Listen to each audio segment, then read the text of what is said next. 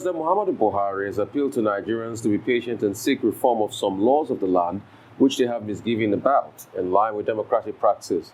The president said this yesterday in Abuja at a two-day joint executive legislative retreat designed to promote harmonious working relationship between the two arms of the government.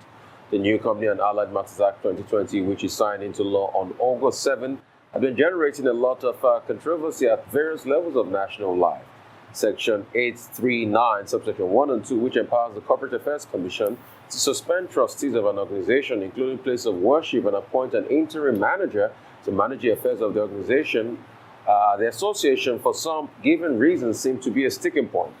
Prominent church leaders have criticized some sections of CAMA 2020 and called for its urgent review. But the president had, in a statement by his spokesperson, Femi Adesina, explained that CAMA 2020 would entrench transparency and corporate accountability and enhance the fight against corruption. Apart from CAMA 2020, the controversy generated by the controversial National Water Resource Bill also forced the House of Representatives to withdraw it for representation to the lawmakers. The president said, seek democratic means of showing your grievances against these laws. Yeah, so I think what he was doing there is exactly as you said. He didn't need to mention some of the most unpopular legislation of recent times, but it was clearly a reference to those complaints. A lot of agitation has gone on. But I just don't think patience is necessarily the word to use here. Agitation is part of the democratic process. People have the right to express themselves. And also, during the whole process of lawmaking, it's important to have public hearings and get the inputs of different stakeholders so that we don't get to this kind of controversy, unnecessary controversy. Take CAMA, for example. That was so long in the making. It should have been greeted with enthusiasm and excitement, but unfortunately was marred by really just one fly in the ointment, it seems, or a major fly, that controversial section 839, subsection 1 and 2. That was not necessary. If they had listened, if they had felt the pulse of the different stakeholders, this did not need to happen. So that process does need to be tightened. The point of a democracy is for people's voices to be heard. It doesn't stop at just the election day when we go and vote. Our voices need to be heard consistently on every topic. Great point you made here. Dr. Well, I mean, the president was speaking in the context of an interactive two-day retreat between the executive arm of government and the legislature. That's members of the 9th National Assembly and the executive arm of government. And he made this point about Nigerians following due process if they are not pleased with any particular piece of legislation, for the simple reason that, yes, laws are dynamic. And truly, laws are dynamic. You know, the true test of a law is in its implementation. And if it is implemented and it is challenged, it is not for the executive arm of government or anybody in government to say that the people do not have the right to complain. So this patience that the president is talking about, I guess is referring to people not taking the law into their hands, by doing anything that would be unlawful. But I think that there should also be patience on the part of persons in government themselves, either within the executive or within the legislature. You will recall that when the National Water Resources Bill became controversial, one of the reasons was that people were told that the law would not be debated because it had been previously debated by the 8th National Assembly. And Nigerians are saying, no, there are issues that have not been addressed. And you saw government officials, ministers of the Federal Republic, coming to the public to tell Nigerians that they are ignorant, that they are being mischievous, that they are politicizing. In fact, one of the ministers even went as far as saying that law is a done deal. Now, when government officials speak like that, then the people will get desperate. So I think this message about people being patient, it should go both ways. And more of it on the side of government officials and lawmakers who must listen to the Nigerian people, because the laws are made for the Nigerian people. And if there is a feedback, that feedback is part of the making of society and the development of a legal framework in whatever regard. Now, second, another thing that I think was important at that forum was this whole idea of interaction between the executive and the legislature. Apparently, the Buhari administration has been able to forge a very good relationship with the leadership of the 9th National Assembly and maybe perhaps its members. And the president used the opportunity to commend the 9th National Assembly for the robust, productive, fruitful relationship that assembly has with the executive arm of government. He singled out in particular how quickly the budget for 2020 was passed and the diligence that was put up by the members of the National Assembly. And I think, yes, that's something to be encouraged. If there is, intragovernmental, relations, that's something to be encouraged. And while responding, the president of the Senate, the Senate president, said that people have been criticizing them, saying that they are a rubber stamp National Assembly. Well, Nigerians do not expect that the National Assembly will be a rubber stamp assembly.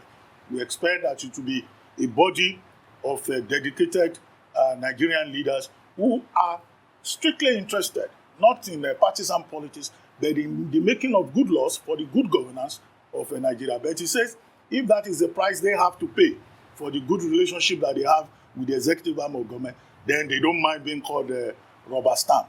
Well, I don't think that it means that literally, but it's good to see that they have very good relationship, at the intra-governmental level. I think concerning the government and the people, I just remember the words of that young boy, "Mommy, calm down." Everybody, if the government wants the people to be patient and calm down, the government too has to calm down, because you raised a very strong point, Dr. Abati. A government minister coming out to say, "Oh, Nigerians are ignorant of the law; they've not read it in detail." I thought they should just calm down. We should just calm down on that. All right, that's all we can take on headline news. We'll take a short break. When we return, we'll have the trio of Rotus, Michael Wilson, and Aaron Akiri about to give us updates on Africa and global business and COVID-19. Stay with us.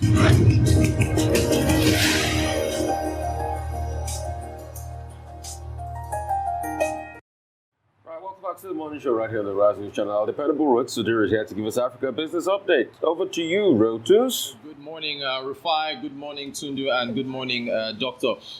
We kick things off with news according to Dr. Eyitayo Oyetunji, who is the acting chairman of the NPC, the National Population Commission, that the president has approved 10 billion naira for the census. You're looking at a table now that's showing the last census that was completed in the country at the bottom there, 2006, showing that we had a population of 140 million people. Since that time, we haven't had a census. Now, opinions are divided with respect to the amount of money that's been allocated for this. Some say it's too little, some say it's too much. Others have been saying that with respect to the population, that there's a trust deficit. So folks are saying, should we be spending 10 billion naira now on a population census when, according to some, we've got high unemployment, we've got hunger, we've got a number of issues that are facing the country. But, we need data, and we need it really, really badly. We could talk about this for the duration of the entire morning show. I mean, if you think about, what's needed to make decisions at the federal level, at the executive level, if you think about the decisions that need to be made with respect to businesses, conditional cash transfers, the COVID-19 gave the government an opportunity to collect data on the poorest in the country.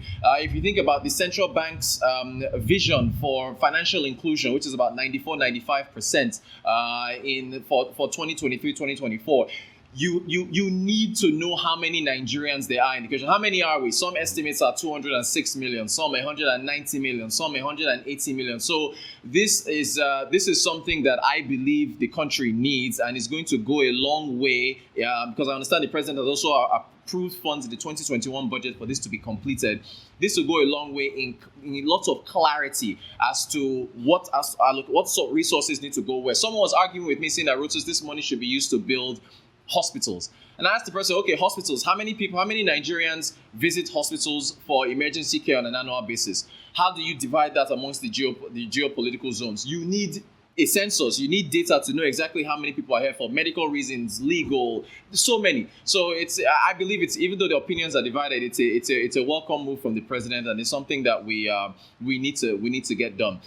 With respect to the WTO, the latest news that we're getting, this was in our sister publication this day over the weekend, is that the EU states, about a majority of EU states are backing Dr. Ngozi Okonjo-Iweala to get the Director General position. Her and Yu Myung-hee, so they're the two of them at the top there. This is what reports are suggesting. The two of them are being supported by the EU to get the position. It's understood that these are the 5 remaining nominees: Mr. Mohammed Al Tuwajiri from Saudi Arabia, Dr. Liam Fox from the UK, Amina Mohammed from Kenya.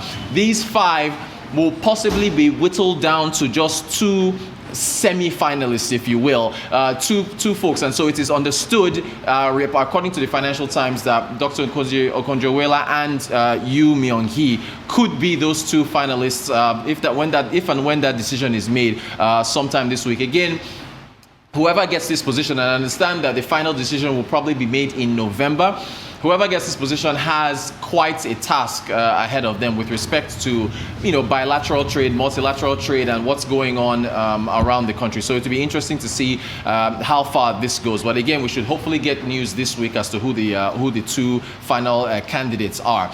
And then, interesting conversation here on loans. I want you folks to take a look at this WhatsApp conversation from a non-banking financial institution that was offering a loan to someone. And they were offering a monthly loan of 3%. You can see the reaction that the offer there was for 0.01%. That's what the individual was asking for. They said, no, we can do 3%.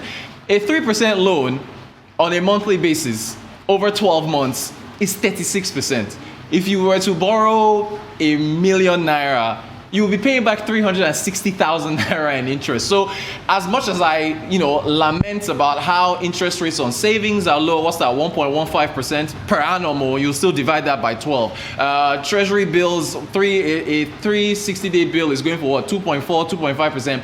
Lending rates are still high. Now, of course, it should be said, the central bank has a facility that is used to support sectors of the economy that right now are at 5%, right? It was from 9% cut down to 5% by 400 basis points to support sectors of the economy, but that needs to be broadened, because for still large swaths of the economy, for folks who are trying to get loans, it's still very, very high. And that's our update for this morning. We have to talk about the census, because we assume, or we hope, that the figures will actually be accurate and uncontested for the first time in history, because you know that it never goes that way. There's always going to be some kind of protest. And like you're thinking of research, as am I, but a lot of our politicians are thinking about money, because population and what your revenue allocation is tied together, and you have all these controversies like claims. Well, Kano State, for example, there was one year that it was claimed that the population of Kano was massive, which justifies the number of seats that they also get in the National Assembly. Lagos State contested that, all kinds of controversies. So I do take your point, absolutely, but I also see the point of people moaning about the fact that 10 billion naira is being devoted to this enterprise, which will probably end up being rejected by a lot of people. I can imagine too. The UN recommendation is that census should be conducted periodically over a period of 10 years. Right. Every 10 years you conduct a census. But here in Nigeria, it's always been very difficult. The last census exercise should have taken place in 2016. And here we are, we still have not been able to do it. But it's good to see that the president is making money available for what they call enumeration areas demarcation. Yes. They've done 242 local governments. Now they're going to do the remaining 500 plus local governments. Yes. You may think the 10 billion is small, because I mean, some people say, why just 10 billion for up to 564 local governments? But still is a lot of money, and it's good you said there is 40 billion in the 2021 budget proposal to address the census. However, the issue is not conducting census. The issue is ensuring that it is not politicized. Right. The example that Tudun was referring to, that was in 2006, when it was said that the population of Kano was 9.4 million, and that Lagos was just a little above 9 million. And Lagos contested it. In fact, I think Lagos then conducted its own census. And then came up and said the population of Lagos as at 2006 was 17.5 million. But of course, that was contested. Right. But again, the politics of it is tied to geography, is tied to economic resources, is tied to senatorial seats. And many Nigerians even politicize it. They say, we're probably one of those few countries where there are more people in the desert than in the coastal areas, whereas that's not the norm elsewhere.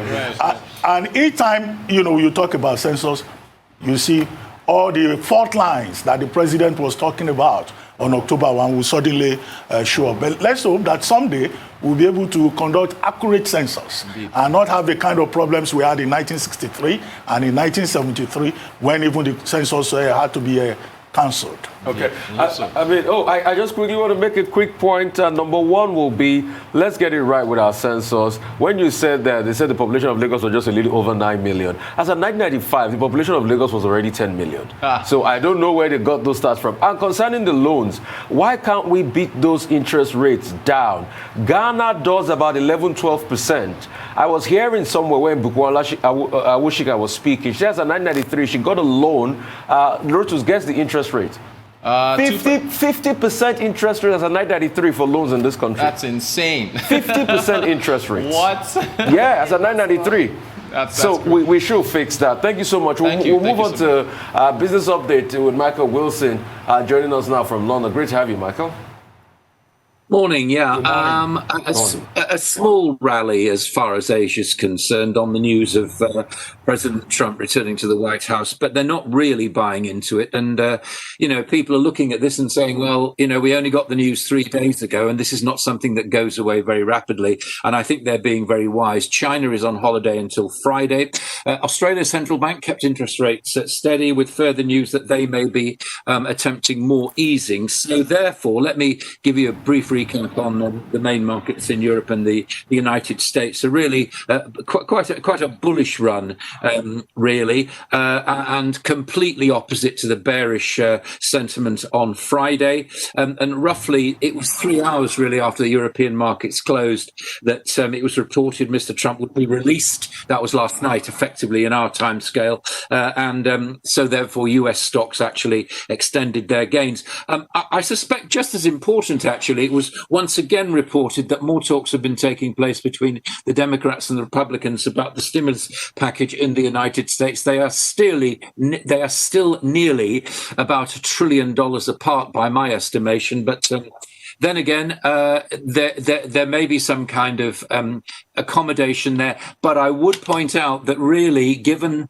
the fact that there is no terrible news coming out of the US economy, and although the jobs figures weren't that good on Friday, there's still not a great deal, which is getting people actually, talking to each other. So therefore, just as important, I think, a very muddy kind of election process now emerges.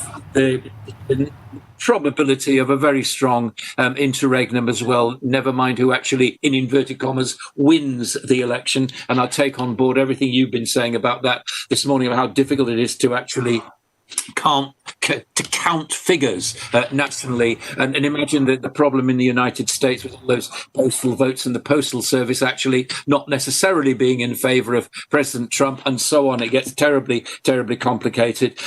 But the dollar actually declined yesterday as well. Now, again, you would have thought that given the risk-on attitude towards sorts of things and the way that equities became more popular, the dollar would actually rise, but it didn't. It actually declined. And although the upward move, generally speaking, from September is still in place. Sterling, our pound is staying firm. There's kind of a thought there might become sort of soft Brexit. We're getting, well, the proper talks actually begin tomorrow between the leaders of the UK and the EU, but there is relative optimism of perhaps a soft Brexit. I mean, who knows? This is all in the realms of speculation, but enough to make the pound, to give the pound a bit of stability. as far as yesterday is concerned, our finance minister, the Chancellor of the Exchequer, Rishi Sunak, said he would try to find ways to support people and businesses.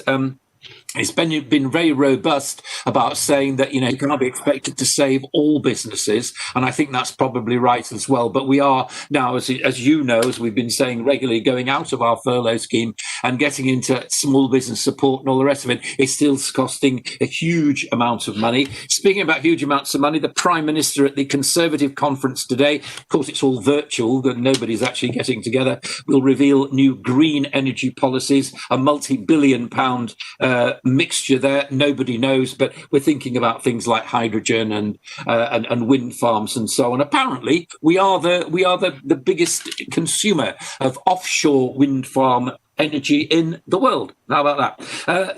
PMIs from Europe. The big standout was Germany, actually, the only one that really increased as far as the single currency is concerned. But in the United States, the non-manufacturing PMI actually increased from to 57 from 56. So again, a kind of ripple of positivity coming through from the United States. As far as commodities are concerned, well, gold, silver, platinum rallied yesterday. They're sort of being seen as a sort of Biden buy, really, particularly silver, which is going to be a big metal, is a big metal as far as environmental reforms are concerned. And that may happen if the Democrats were to get in. Copper was the odd one out. It rallied actually again, and it pulled back from its negative feeling on Friday. Copper's always a really good barometer in as much as anything is about the feeling of optimism for the global economy. And finally, oil. Now, here's an interesting one. It rebounded, no question about that, but nothing to do with supply and demand. A lot to do with oil workers in Norway going on strike.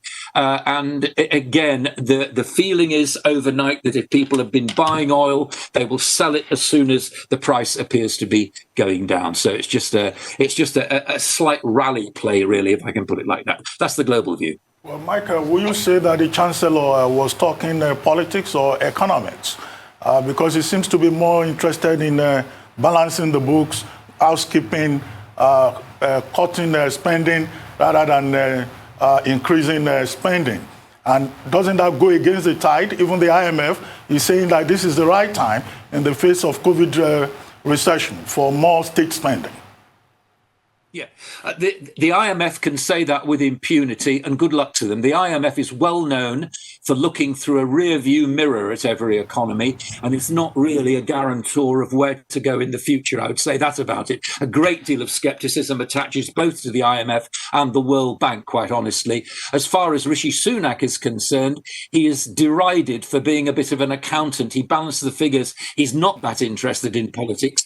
There is a feeling he's being groomed to be the next Prime Minister, but you're absolutely right. He's balancing the books, really. That's what he's talking about, and he's actually saying to people, don't be fooled. We are going to have to balance the books at some stage. We may be appearing to be generous right now, but we're doing everything that we can, just like the Fed, really, just like most central banks. But he's saying to the Tory, the Conservative Party faithful, and indeed to the rest of the newswires, it's going to be tough, and I think that's quite realistic. But you're absolutely right. A very important distinction. At the moment, he's playing the accountant.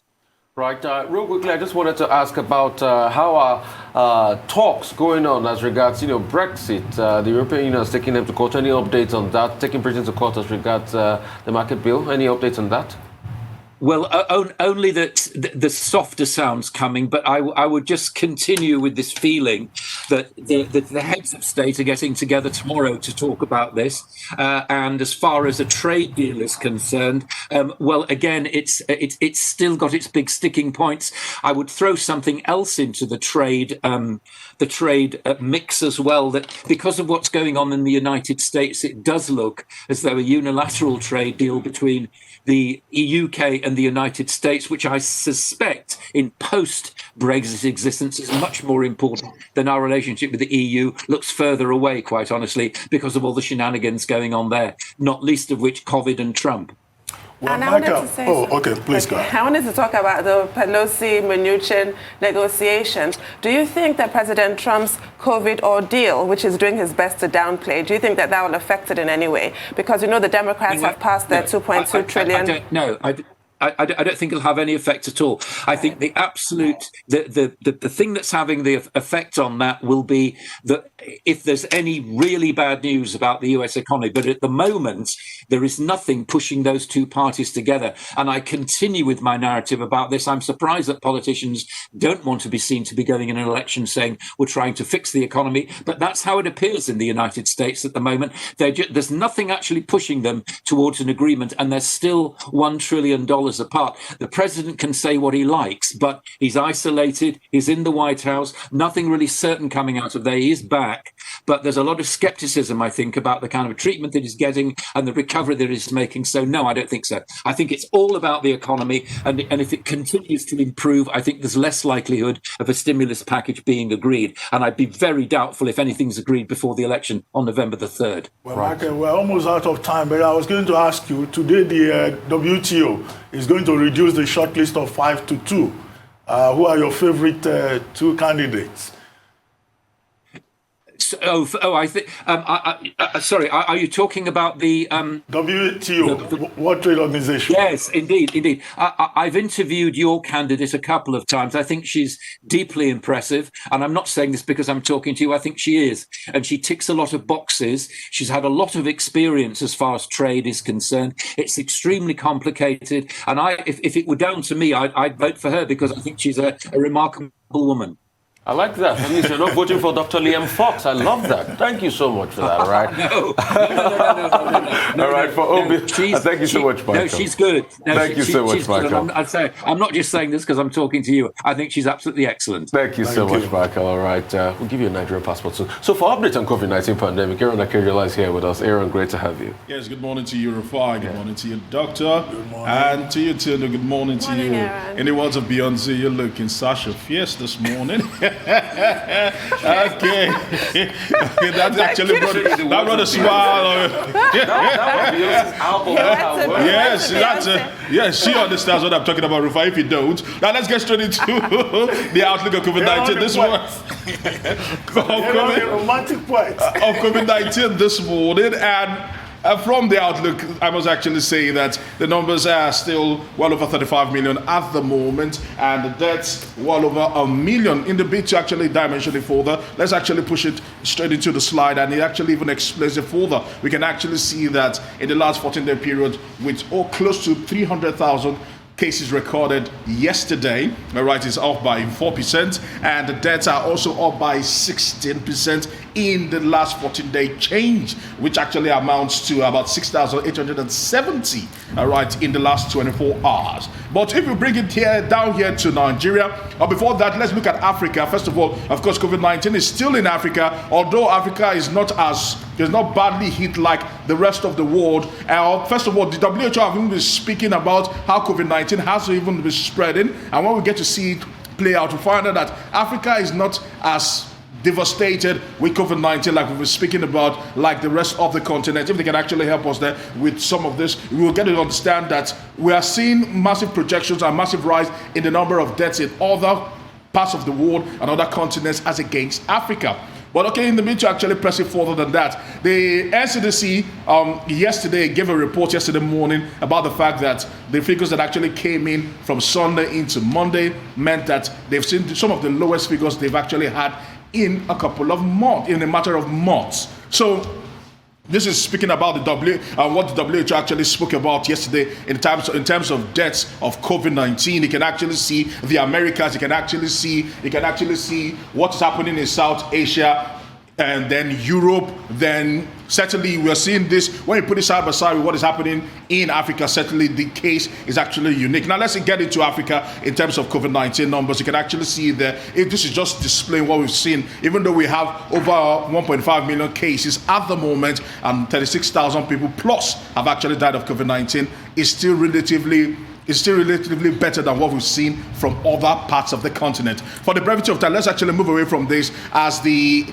EU president talking about I'm also mixing it up. Ursula von der Leyen, yes, actually spoke yesterday and actually said that she's in self-isolation. And more importantly, this was actually after some meetings that she had in Portugal last month. And she only just found out through contact tracing that she had actually come close contacts with somebody who had tested positive for COVID-19, and by precaution she's actually self-isolated, and she will be doing that because she has a residence close to the EU headquarters in Brussels, and she will be working from there till test could actually confirm, or she actually comes out from that isolation period. At the moment, she has tested negative. She tested negative some weeks ago. Yesterday also, she did another test, and it still came back negative. But for precaution and for safety, she's actually self-isolated, which is actually good, because we've been speaking about President Donald Trump. As we get into the US and how things have actually played out, we know that President Donald Trump left the Walter Reed Hospital after 3 nights and has returned to the White House. Of course, he wore a mask, as you can actually see when he was actually leaving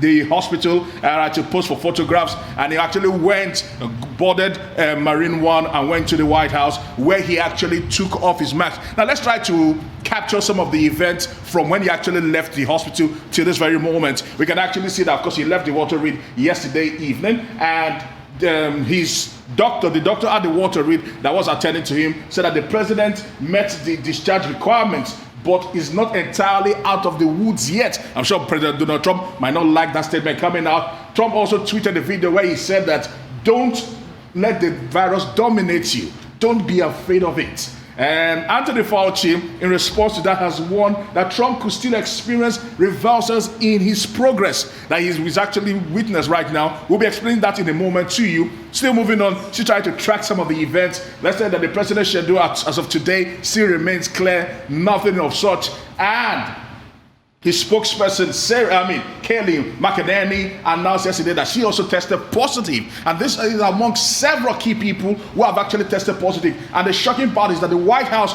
will not perform any kind of contact tracing for attendees of the Rose Garden event, even though Judge Amy Coney Barrett recently tested positive. She was part of the people there, and the most recent people from that famous Rose Garden event that has tested positive for COVID-19. It's rather shocking how the White House are actually handling COVID-19 at this point. We know political pressure and the elections are dictating how COVID-19 and the rhetorics are actually coming up from the White House. And in the bid to press it further, because there are several stages in COVID-19, and some stages are better than others. And okay, this is in the bid to actually look at that. Simply put it this way, President Donald Trump is in the 5th day of his recovery from COVID-19, on his road to recovery rather from COVID-19, and these are still delicate times. He could still be very, very infectious, and people have been criticizing this. Joe Biden came out and still insisted that people must wear masks. People are saying that, people have been speaking about the fact that President Donald Trump might be a danger to himself and to other people at the White House, where he actually is residing at the moment. But before we actually go, a quick study has actually shown, that's the particular picture that we actually saw there, that there's a correlation between the cold and COVID-19. Okay, for the brevity of time, let me just throw it over to you guys. All right, that's exciting. We've always known there's a correlation between between COVID-19 and the cold, and that's why a lot of people are scared this winter season, especially for adults. Flu jabs are out there, ensuring they should take precaution. Another correlation, Aaron, that we've constantly spoke about, that the CDC said was a mistake. They put out the message a couple of weeks and they yanked it off their website again, is the fact that COVID-19 is airborne, strongly airborne. It doesn't have to be true droplets in the air. It is totally airborne. The CDC finally put the message out yesterday, and that has aided the spread. You can see a lot of people coming down with COVID-19 in the White House cabinet. That has aided the spread. So we should all be careful about this. It's airborne, but proximity actually determines how COVID-19 spreads. Because another research actually found out that, as a matter of fact, one of the best places to actually be is outside in the open air. Oh, yeah? Yes, but close proximity, that's why they talk about social distancing and wearing a face mask. Aaron, yes. Isn't the story about the common cold, the fact that if you've had cold before, the rhinovirus that is responsible for it could strengthen your immunity against Yes, COVID-19. it triggers one. Isn't that the story? Yes, interferon. It triggers the antiviral agent in the body, the interferon that actually can fight COVID-19. It's still a research, and nothing has been really confirmed. Nothing is concrete at the moment. All right, we need to go, but it's all in the family of viruses.